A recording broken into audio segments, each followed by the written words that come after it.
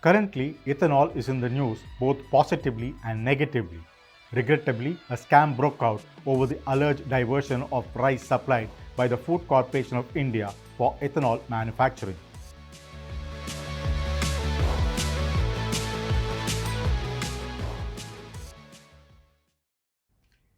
Namaste. Various allegations have been made about rice allocated by the FCI for the manufacture of ethanol. Let's see what is this all about. The FCI supplies rice to ethanol makers at a subsidized rate of Rs 2,320 per quintal.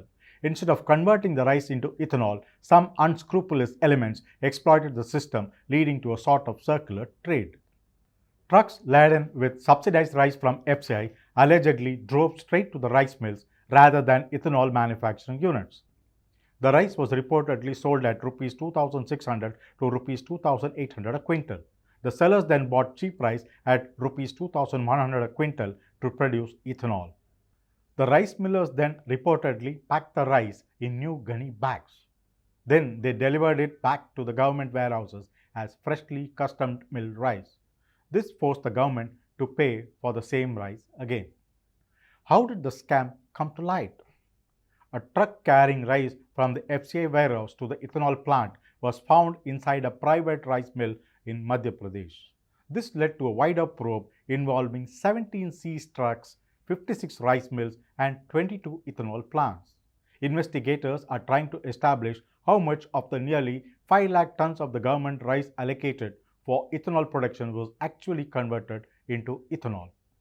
What's the scale of the scam? The media alleges that the scam runs into over 1,000 crore. However, the FCI says the claim is factually wrong. It says the value of missing rice under probe is Rs 5.36 lakh and not the entire stock worth Rs 1,160 crore. What's happening further in this case? A special police investigation team, SIT, has been formed by the Madhya Pradesh government.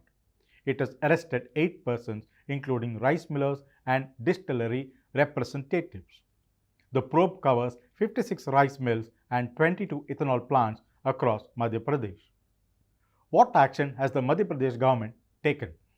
The state has blacklisted a rice mill, imposed a Rs 44.6 lakh penalty, suspended rice allocation to the prime suspect distillery, and stopped subvention of interest for the loans taken by the prime suspect. Meanwhile, in a separate but related development, a similar diversion of rice was intercepted at Mathura in Uttar Pradesh. Authorities seized 54 tons of subsidized distillery rice being smuggled across the border to Haryana. Let's hope such irregularities will be dealt with strongly. Thank you all for tuning in, viewers. Keep smiling and be happy. Until we meet in our next episode, this is Subramani Ra Mancombu signing off. Good luck.